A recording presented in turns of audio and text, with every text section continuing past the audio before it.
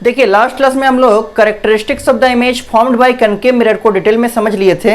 Concave mirror के सामने अलग अलग लोकेशन पर ऑब्जेक्ट को रख के देखे थे कि उस ऑब्जेक्ट का जो इमेज बनेगा उस इमेज का नेचर कैसा होता है, पोजीशन कहाँ होता है और साइज कैसा होता है। ये सब चीज़ को हम लोग लास्ट क्लास में समझ लिए थे। इसके बाद देखिए आज के क्लास में हम लोग क्या करेंगे, उससे रिलेटेड एक क्वेश्चन को सॉल्व करेंगे और उसके बाद यूजेज ऑफ कनकेव मिरर को डिटेल में समझेंगे। ठीक है, तो क्वेश्चन को पहले देखिए हम लिखते हैं यहाँ पर बोर्ड में। क्वेश्चन क्या है लिखिए। देखिए क्वेश्चन क्या है, the image formed by concave mirror is, आपको 4 ऑप्शन दिया गया है। ऑप्शन नंबर ए में है always real, option number B में है always virtual, option number C में है मे बी रियल और वर्चुअल, या ऑप्शन नंबर डी में है नन ऑफ द अबव। इन तीनों में से कुछ नहीं। तो देखिए इसका सही ऑप्शन क्या होगा। तो हम लोग स्टडी किए थे लास्ट क्लास में टोटल 6 केस में। मान लीजिए ये कोई आपके पास कनकेव मिरर है और ये उसका प्रिंसिपल एक्सिस है, ये उसका सेंटर ऑफ कर्वेचर है, ये उसका पोल है और ये उसका बीच में फोकस है। हम लोग टोटल 6 केस में लास्ट क्लास में डिटेल में समझ चुके थे। केस नंबर 1 से लेके केस नंबर 5 तक, मतलब अगर हम ऑब्जेक्ट को इन्फिनिटी में रखेंगे या अगर हम ऑब्जेक्ट को बियॉन्ड सेंटर ऑफ कर्वेचर में रखेंगे या अगर हम ऑब्जेक्ट को सेंटर ऑफ कर्वेचर के ऊपर रखेंगे या अगर हम ऑब्जेक्ट को सी और एफ के बीच में रखेंगे या फिर अगर हम ऑब्जेक्ट को फोकस पे रखेंगे, ये टोटल 5 केस में, ठीक है, ये टोटल 5 केस में, मतलब केस नंबर 1 से केस नंबर 5 तक जितना भी इमेज बनेगा उस इमेज का नेचर कैसा होगा, उस इमेज का नेचर आपका रियल इमेज बनेगा। लेकिन केस नंबर 6 को ध्यान से देखिए, उसमें क्या था, हम लोग ऑब्जेक्ट को पोल और फोकस के बीच में यहां पर रखे थे। अगर हम लोग ऑब्जेक्ट को पोल और फोकस के बीच में रखते हैं कनकेव मिरर के सामने, तो उसका जो इमेज बनता है उस इमेज का नेचर कैसा होता है, उस इमेज का नेचर होता है वर्चुअल इमेज।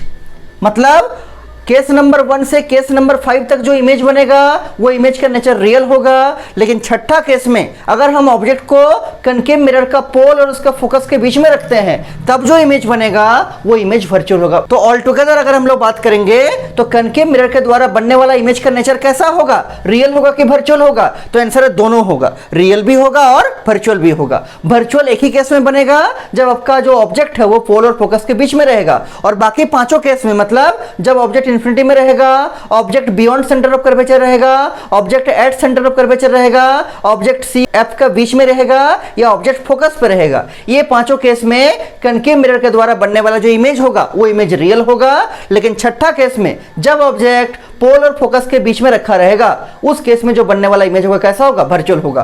तो क्वेश्चन का सही आंसर क्या होगा, क्वेश्चन में पूछा है कि कनकेव मिरर के द्वारा बनने वाला इमेज कैसा होगा। इसमें कोई केस का बारे में नहीं पूछा है आपको, इसमें ऑल टुगेदर पूछा है, इन जनरल पूछा है कि कनकेव मिरर के द्वारा बनने वाला इमेज कैसा होगा। ना कनकेव मिरर के द्वारा बनने वाला इमेज रियल भी होगा और वर्चुअल भी होगा। तो सही ऑप्शन क्या होगा, option number C, may be real और वर्चुअल। तो नीचे लिखिए आंसर में option number C, may be real और वर्चुअल।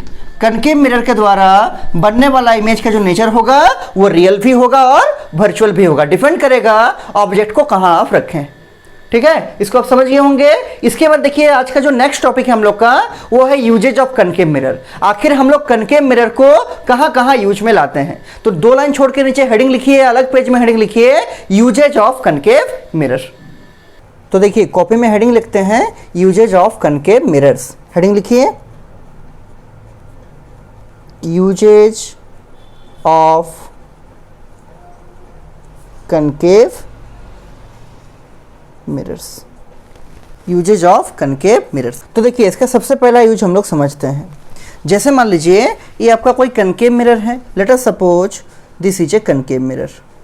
ये मान लीजिए आपका कोई कनकेव मिरर है, ये उसका सेंटर ऑफ कर्वेचर है, ये उसका फोकस है और ये उसका पोल है और ये उसका principal axis. This is centre of curvature, this is focus and this is pole.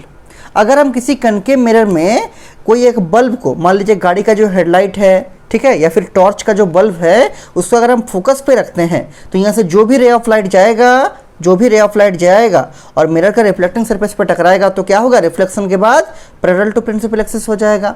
Focus से जो भी रे ऑफ लाइट जाएगा और मिरर का रिफ्लेक्टिंग सरफेस पर टकराएगा तो रिफ्लेक्शन के बाद क्या होगा, पैरेलल टू प्रिंसिपल एक्सिस हो जाएगा। ठीक है, क्या होगा, पैरेलल टू प्रिंसिपल एक्सिस, सारा ray of light parallel to principal axis हो जाएगा। और ये जो जगह है, इस जगह में आपको powerful parallel beam of light देखने को मिलेगा और आप कोई भी चीज़ को स्पष्ट देख सकते हैं, क्योंकि यहाँ पर बहुत सारा लाइट का बीम आ रहा है और सभी क्या होगा, पावरफुल होगा और पैरेलल बीम ऑफ लाइट देखने को मिलेगा।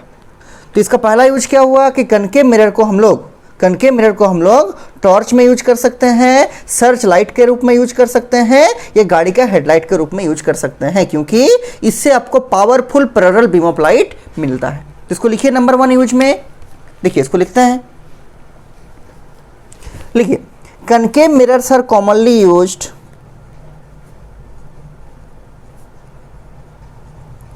concave mirrors are commonly used in torches, comma देके लिखिए, search lights and vehicles headlights, VEHICLES, गाड़ी का जो हेडलाइट होता है, vehicles headlights, to get, continue कीजिए, to get powerful parallel beams of light, ये उसका पहला यूज हो गया कि कनकेव मिरर को हम लोग कहाँ यूज करते हैं, टॉर्च में, सर्च लाइट्स में, या गाड़ी का हेडलाइट में, व्हीकल का हेडलाइट में powerful parallel beam of light प्राप्त करने के लिए, जिससे हम कोई भी चीज़ को इजीली देख सकते हैं। This is number 1 use. इसके बाद देखिए नंबर 2 यूज इसका क्या है। नंबर 2 यूज को भी हम लोग पहले समझते हैं और फिर यहाँ पर लिखेंगे। देखिए आपको जब हम रे डायग्राम समझा रहे थे, कनकेव मिरर के द्वारा बनने वाला जो इमेज है उसका जब करेक्टरिस्टिक्स बता रहे थे, तो छठा वाला केस को याद कीजिए, केस नंबर 6। ठीक है, ये मान लीजिए कोई आपके पास कनकेव मिरर है ऐसा, ये उसका कलरिंग वाला सरफेस है और आगे वाला उसका रिफ्लेक्टिंग सरफेस है। ठीक, ये उसका प्रिंसिपल एक्सिस है, ये उसका मान लीजिए सेंटर ऑफ कर्वेचर है, ये उसका मान लीजिए फोकस है और ये उसका मान लीजिए पोल है।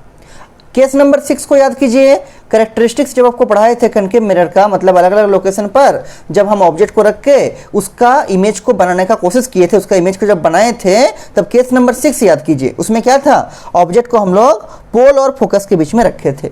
और अगर किसी कनकेव मिरर के सामने ऑब्जेक्ट को पोल और फोकस के बीच में रखते हैं, उसका इमेज कैसा बनता है, ना बड़ा बनता है और बिहाइंड द मिरर बनता है। आप लोग हम समझाए थे कि इमेज कहाँ बनेगा, बिहाइंड द मिरर बनेगा और बड़ा बनेगा। इस चीज को हम लोग यूज करते हैं किसमें, सेविंग मिरर के रूप में। सैलून सब में जो यूज होता है, सैलून सब में क्या होता है, एक कनकेव मिरर लगाया हुआ रहता है जिसमें आदमी को कहाँ बैठाया जाता है, उसका उस मिरर का पोल और फोकस के बीच में। जब उस आदमी को पोल और फोकस के बीच में बैठाया जाएगा, तब उसका जो फेस है उसका बहुत बड़ा इमेज बनेगा, किसमें, मिरर के पीछे बनेगा, जिससे हम इजीली सेव कर सकते हैं, हम इजीली दाढ़ी बना सकते हैं। ठीक है, तो ये हुआ कनकेव मिरर का सेकंड यूज कि कनकेव मिरर को हम लोग सेविंग मिरर के रूप में यूज करते हैं। अगर क्वेश्चन ऐसा पूछेगा कि कनकेव मिरर को सेविंग मिरर के रूप में यूज करने के लिए ऑब्जेक्ट का लोकेशन कहाँ होना चाहिए, तो ऑब्जेक्ट को हम लोग पोल और फोकस के बीच में बैठाएंगे, जिससे कि उसका इरेक्ट इमेज बनेगा, सीधा इमेज बनेगा और बड़ा इमेज बनेगा। ठीक है, तो ये हुआ उसका सेकंड यूज कि कनकेव मिरर को हम लोग सेविंग मिरर के रूप में यूज करते हैं। लिखिए इसको, लिखिएगा concave mirrors are also used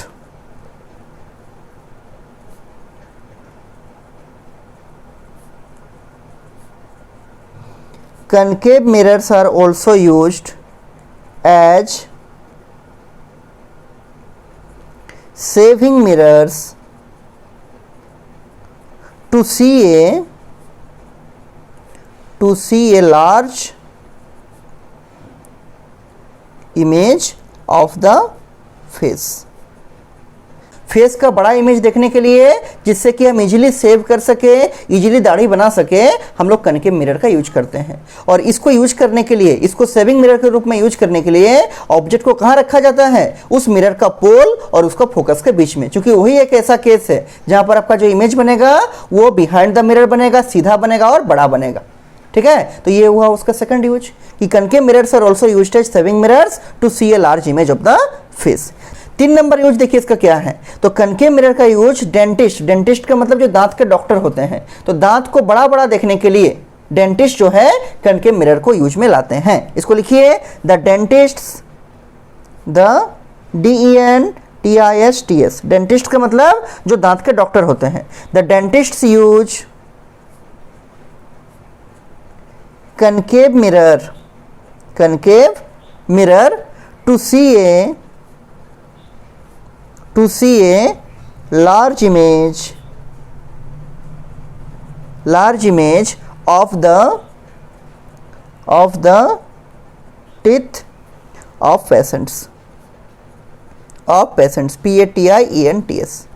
patients का दांत को बड़ा बड़ा देखने के लिए डेंटिस्ट जो होते हैं, जो दांत के डॉक्टर होते हैं, वो कनकेव मिरर को यूज करते हैं। ठीक है, चौथा नंबर इसका यूज देखिए, फोर्थ यूज ये है कि सोलर फर्नेसेस में हम लोग कनकेव मिरर को यूज करते हैं सनलाइट को कंसंट्रेट करने के लिए। आप लोग को हम पहले समझाए थे, ठीक है, आप लोग को हम पहले समझाए थे कि कनकेव मिरर में अगर कोई ray of light parallel to principal axis आता है तो कहाँ से पास करेगा? फोकस से पास करेगा। नीचे से भी अगर मान लीजिए कोई रे ऑफ लाइट आता है पैरेलल टू प्रिंसिपल एक्सिस तो वो फोकस से पास करेगा। ठीक है, तो अगर बहुत सारा रे ऑफ लाइट ऐसे आएगा पैरेलल टू प्रिंसिपल एक्सिस तो सारा कहां पर कंसंट्रेट होगा?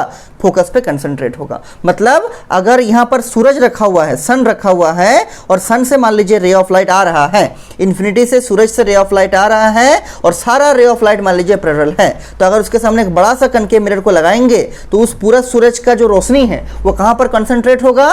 उसका फोकस पे, और फोकस का टेम्परेचर बढ़ जाएगा, फोकस में ज्यादा अमाउंट ऑफ हीट इकट्ठा होगा। इसीलिए हम लोग लार्ज कनकेव मिरर्स का, बड़ा बड़ा कनकेव मिरर्स का यूज करते हैं किसमें? सोलर फर्नेसेस में। ठीक है, सनलाइट को एक पॉइंट पे कंसंट्रेट करने के लिए, जिससे कि इस जगह का टेम्परेचर और इस जगह का अमाउंट ऑफ हीट बढ़ जाता है। इसको लिखिए पॉइंट नंबर 4 में, यहां लिखिए पॉइंट नंबर 4 में लिखिए, large concave mirrors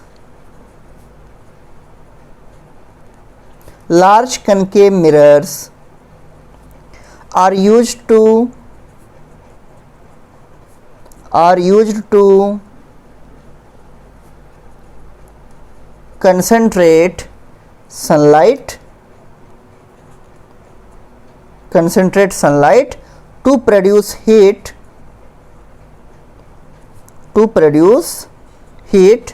in solar furnaces, FURNACES।